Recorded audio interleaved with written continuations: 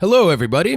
It is Monday, and that means it's time yet again for another episode of the Trial and Error Podcast. That's right. You can check us out on Apple Music, Spotify, Google Play, or our very own website, trialanderrorpodcast.com. That is right.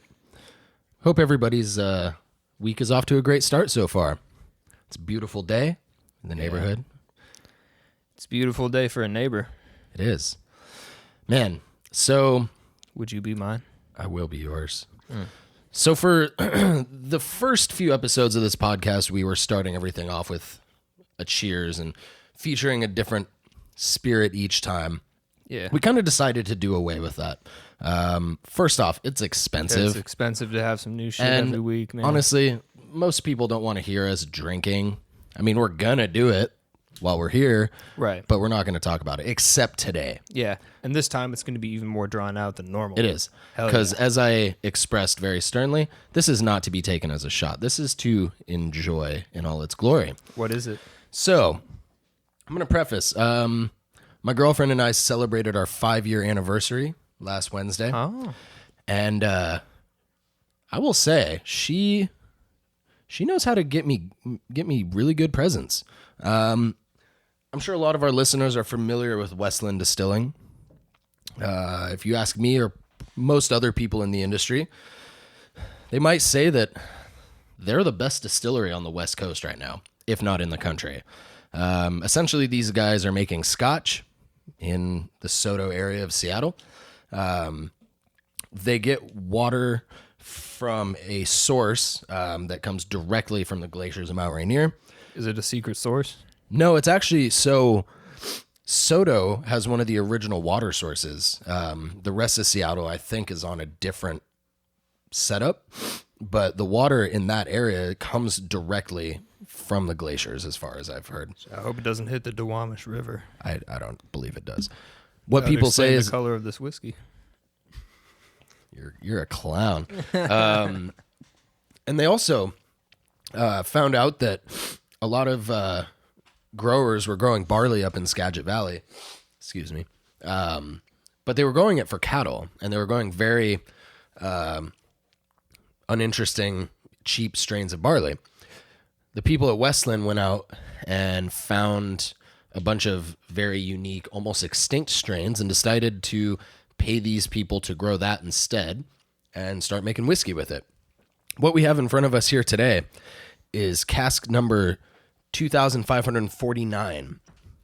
This is literally a cask that's sitting in the distillery. The only way you can get your hands on this is if you physically go there. As you can see, the labeling on the bottom is written by my girlfriend. What you do is they give you an empty bottle. You write what you want to write on it. And then you go to the cask and physically fill the bottle on your own. Oh, damn. So what we have here is one cask worth of whiskey, well, one bottle worth of whiskey from one cask that will never be made again. And it's barrel proof. Usually when something comes out of the barrel, they further dilute it to make it a bit more palatable, to bring it down to 40% alcohol. What we have here is 60.1% alcohol. Not bad. Yeah. So is that kind of like their thing? Do they do really rare, just like one-offs all the time, or do they have a more? This is a consistent thing they do, and everyone's a little bit different. They have 3 kind of flagship ones. They have the Westland American Oak, they have the Sherry Cask, and they have one more. I don't remember what it is. They're all quite a bit different, but they're all absolutely incredible. From what I know, the head distiller is about our age, maybe early 30s. But I was fortunate enough to go tour their facility a few months back, and these guys have really taken a passion and turned it into something incredible.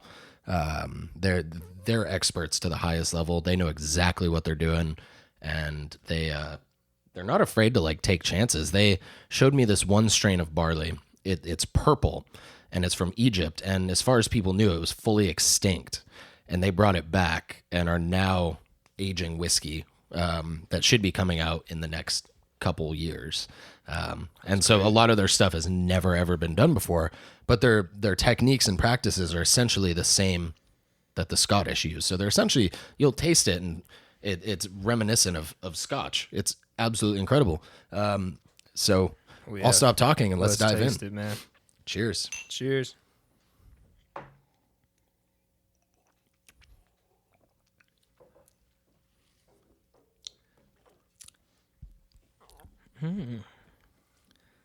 That's really nice. I feel like Ron Swanson would be proud. He would. Damn, man. So a funny story about my trip to Westland. There's 3 stages that come out of the distillation process. There's the heads, the hearts, and the tails. And is it the tails? Yeah. The heads is the stuff that first burns off, and it's like really, it's different types of alcohol that you do not want to consume. And they're able to measure that. And when that stops coming off, what you have is the hearts. And that's the majority of what they use. And then after that, you have the tails, where there's more like sediment and heavier stuff in there that is usually pretty funky. And sometimes I think they do use it because it has some weird flavors in it. So we left the actual still room where they had these 2 gorgeous copper pot stills. We walk out and they have a few different tasting glasses. And I wasn't paying attention when the guy was passing these around. I thought he was showing us some like product that hadn't been aged yet because it was all clear. Next thing I know, I have this tasting glass in my hand and I smell it and it smells like salt and like pretzels. I'm like, that's really interesting. And I go ahead and take a sip of it and swallow it. And immediately everyone in the group that I was with stops what they're doing and just stares at me with a look of concern that I hadn't seen before. And that's when it set in that I just went ahead and drank the heads. Damn, man, that's not the first time you drank some heads. Well, the story goes that back when during Prohibition, when people would make moonshine, people didn't know how to correctly separate the heads from the hearts. And people would go blind from drinking too much of that type of alcohol, the methanol. Yeah, get cross eyes and everything. And so the distiller that was giving us the tour looks at me and I go, okay, I realize what I just did. Am I okay? He goes, yeah, you'll be fine. Yeah, there wasn't too much. And then he tells me that years and years ago, they discovered that ethanol is actually the antidote to methanol. Ethanol is the regular type of alcohol that people have to drink. Right. So what we did was went and drank a bunch of whiskey to cure me, and it worked. I'm still here and I'm not blind. That's good. That has a happy ending, man. It was. That's good, man. But man, pay attention. So that dude, you said he's like our age, the guy who runs this? I could be completely wrong on that, but that's what I heard. Damn. Can you imagine if you had a place like that at this age? I mean, if you could get into like any type of, I don't know, like beverage production or any like food product production, you know, like a specialty item, what would you do? What would I do? Yeah. Man. Brewing or distilling would be really fun. Obviously, a lot of these guys start home brewing in high school or college. I think this guy started distilling at home in high school. And it's got to be something that you're clearly passionate about that you want to keep doing. And at this point, as far as like creating something in that aspect goes, there's nothing I could really put my finger on. What about, I don't think this has been done yet, but a beer whiskey hybrid? Imagine about like being the first person to come up with a brand new type of beverage, dude. I mean, you understand that whiskey is essentially distilled beer, right? Well, there you go. That fucking works perfectly then. What if you had like hoppy whiskey? Hoppy carbonated whiskey? Ugh. I'm just spitballing here, man. I don't know. I mean... No. That sounds awful. Nothing ventured, nothing gained. Is that how? I mean, yeah, try it, but I'm sure. Look, man, people have been doing this for hundreds of years, and I'm sure there's a reason. Exactly, that but hoppy, think sparkling about how whiskey doesn't people exist. discovered this shit, though. Dude, think about they left some shit sitting out overnight or for like 50 nights, and they came back and they're like, smells funky. I'll drink it, and they got fucked up, and then that's how we have the fine beverages that we have today. It's true. People try things out. And like, whose the fuck idea was it to do White Claw? Alcoholic water. I'm just going to go ahead and clear the air. As somebody who's worked in the beverage industry for a bit, White Claw's the shit. It's good, man. It's fucking awesome. But that's the thing. You got to like think outside the box if you want to be an innovator in your field, man. I agree, man. I agree. I think it'd be cool to do like cider wine hybrids, you know? Like apple wine?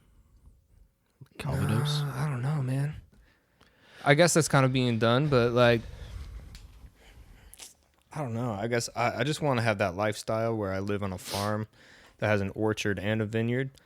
I want there to be dogs running around for sure. I want people to be crushing the grapes with their feet. I don't want them to wash their feet. I want it to have like a real earthy taste, you know? Kind of fungal almost. I don't know how we got here, but that sounds nice. It does sound nice. But and so like pair that, like, I don't know. My favorite cider I think is like a black currant cider. Mm-hmm. Fucking throw those together. Lightly carbonated wine. Or, oh no, what would it be?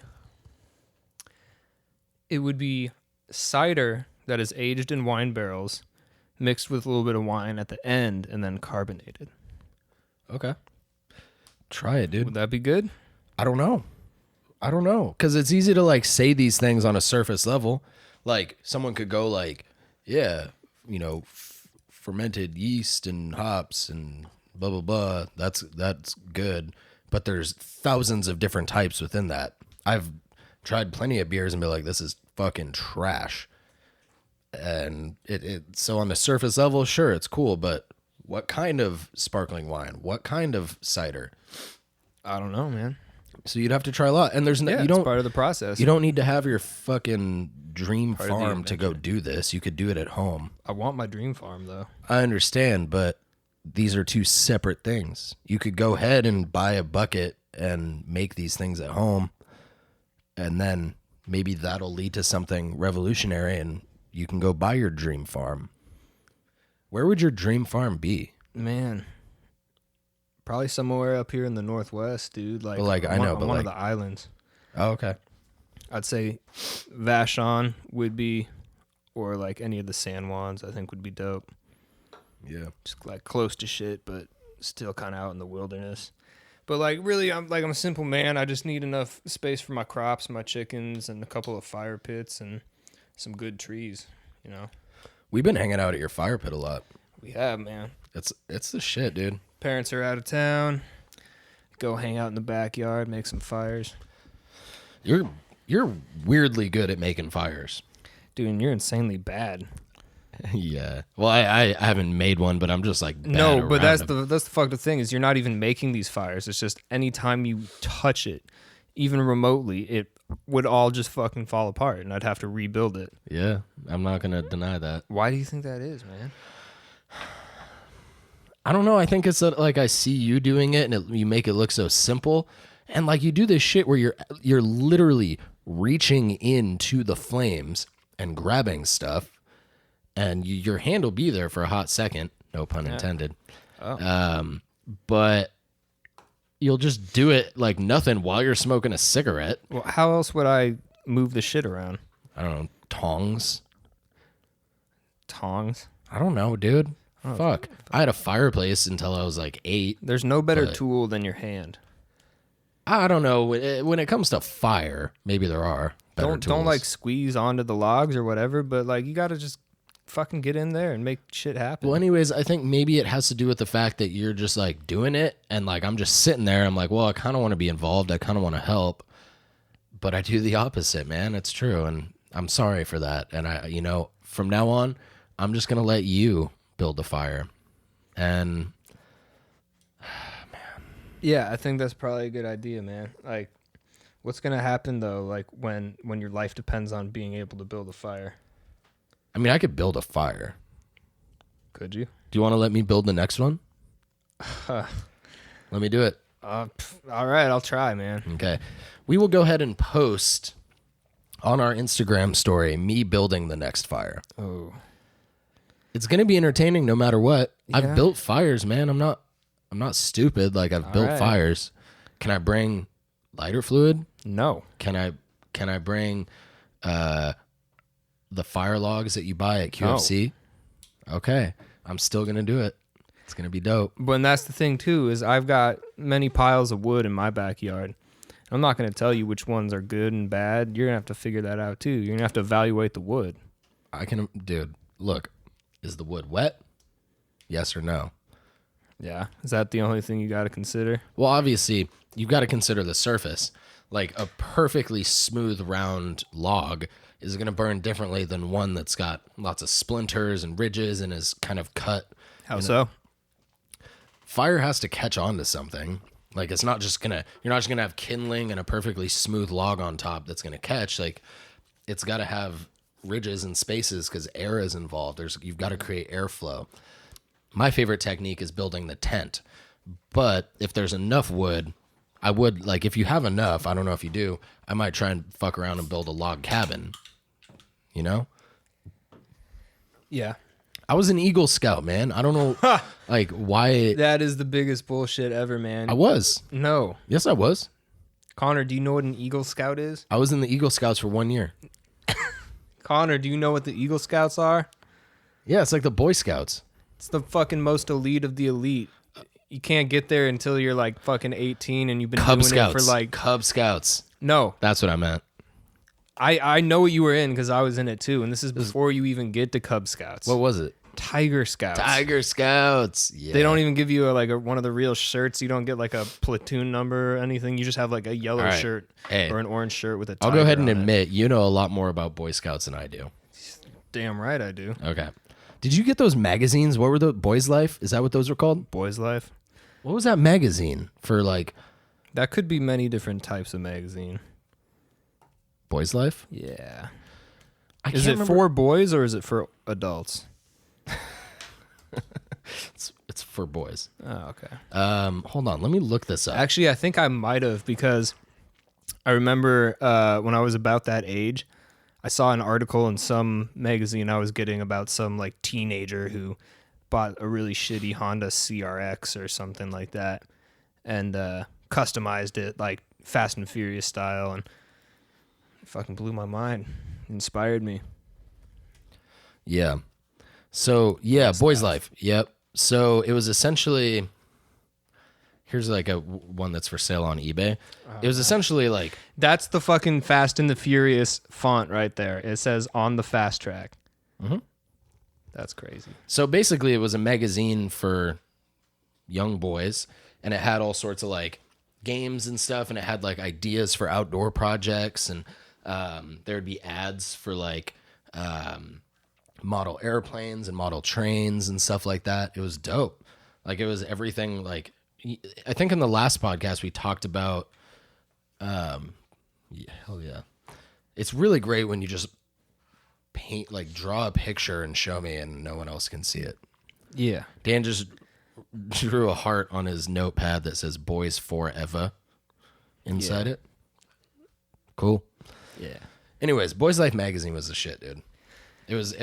Honestly, it was like everything. We were talking in the last episode about playing, like how kids don't play outside anymore, and it was literally like it revolved around what can you do outside? What young dudes do outside. And that's the thing. Like, say what you want about the Boy Scouts, and like there is definitely a lot of shit to say about the Boy Scouts, but like on paper, pretty solid fucking organization, dude. Like the Pinewood Derby, that taught you how to like carve if you couldn't afford power tools, or if you could afford power tools, taught you how to use them, taught you paint, aerodynamics. It's fucking crazy. Were you there for the like Halloween haunted house we put on? No.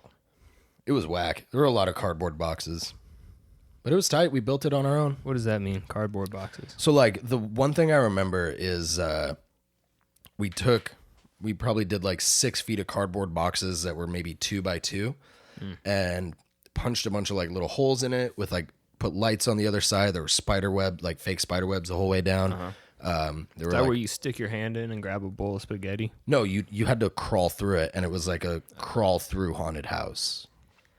So you're on your hands and knees the whole time? Yeah, and then like other Tiger Scouts would just like kick the side of the box to scare you while you were inside it. So it was basically like you were in this cardboard box crawling through it. There were spider webs everywhere, and all your teammates were just like kicking the boxes and like yelling. Dude, there was some weird like group energy that was going on. And honestly, I would have loved to continue in the Scouts and like learn a bunch of skills, go on trips and stuff like that, whatever. For unrelated reasons, I had already decided that I was just going to do that 1 year and leave.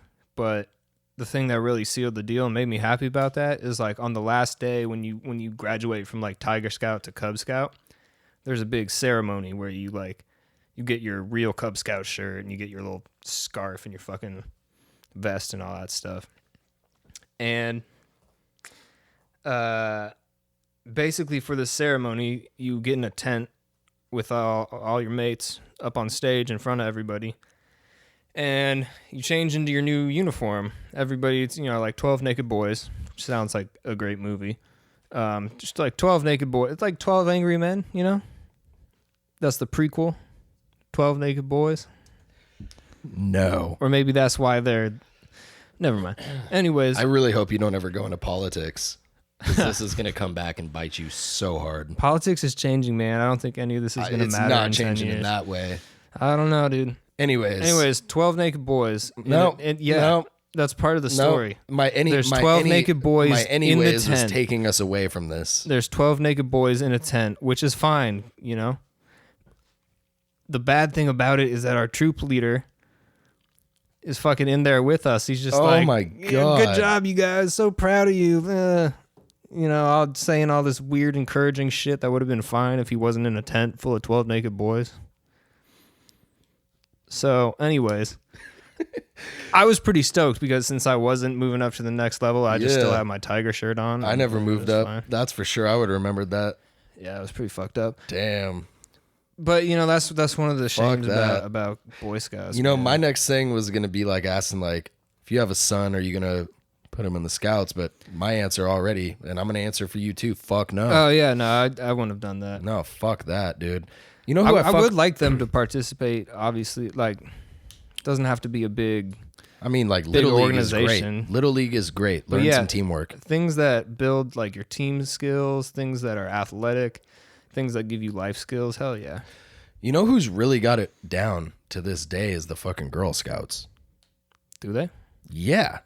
Like, I as an adult get fucking stoked. No, yeah, every time yeah. I see the Girl Scouts outside a grocery store. That's the thing. So the Girl Scouts are like Martha Stewart, man. They're fucking gangster. Yeah.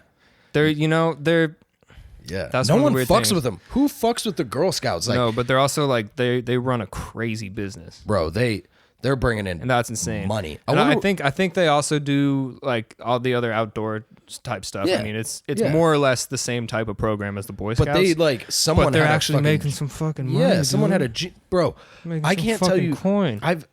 The last 4 years, every time like that season comes up, which I can't put my finger on when Girl Scout cookie season is. It's all year if you fucking do it right. Is it? Mm-hmm. Where? I'm saying you just buy a fuckload of well, cookies. yeah, I do that. I've got I think 4 boxes in my freezer right now. Damn.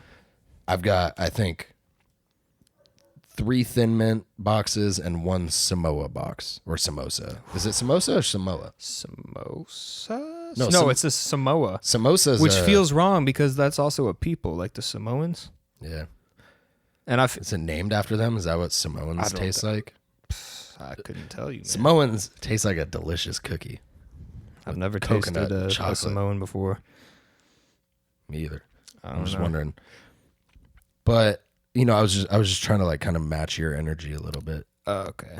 I don't understand what you mean by that, but yeah, man. I mean, when I worked at this semi-fancy restaurant, one of our desserts involved fucking Girl Scout cookies. Like it was a Really? Yeah, it was can't remember which one. It was like the boring kind of like lemon one, Oh, fuck that one. but it was really nice in a DeQuois. Isn't that a tag-along?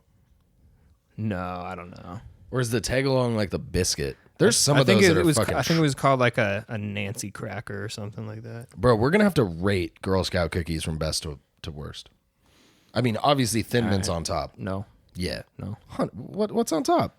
Either the samosa, whatever one, or the peanut butter ones. See, the peanut butter ones are fire. Thin Mints are garbage, man. Have you ever heard or seen Gordon Ramsay taste Thin Mint on TV? Whatever, dude. Gordon Ramsay's amazing, but what? He fucking spat it out, dude. Yeah, because he's, I don't know, whatever. That's great that he feels Spat that. it out, bro. That's great that he feels that way about it. But There's I much get better stoked on mint Thin cookies Mints. on the market, or just mint products in general. I think. Well, the thing about the peanut butter one is there are like a lot of versions of that you can buy in the store year round. Part of the idea with like Thin Mints is that you can't really get that kind of product. I mean, I'm sure there's companies that do it, but I don't know, man. It's just something it's uplifting. Have you ever asked a Girl Scout where all that money's going? Because I think they try and tell you, like, because I think they're selling it for something. I think it probably goes to the organization and then in turn funds the Girl Scouts. It'd be interesting to know. That's the crazy thing about having a business where you don't need to make a sales pitch to anybody. I wonder if they probably pay taxes on all that, right? I don't know, dude. Because is it technically donation money? Well, it might be a nonprofit group, Oh, yeah. and if it is, then I don't think they have. What to if pay it taxes. like turns out it's like what if Girl Scouts are low key like a Scientologist organization? I don't know. and I honestly think it's everyone's- more just like a bunch of little Martha Stewarts. man. Everyone's just like eating Straight these up cookies gangsters like, running oh around. yeah, Girl Scouts, I love you. And then it's like funding fucking Scientology. If that were the case, man, that would be Would you still eat the cookies? fuck no. Good. Scientology is nuts. Dude. We'll get back into that on the second part of today's Trial and Error podcast. Thank you for listening. We're happy to have you here on this beautiful day. And we will talk to you again soon in like 10 minutes. Thank you.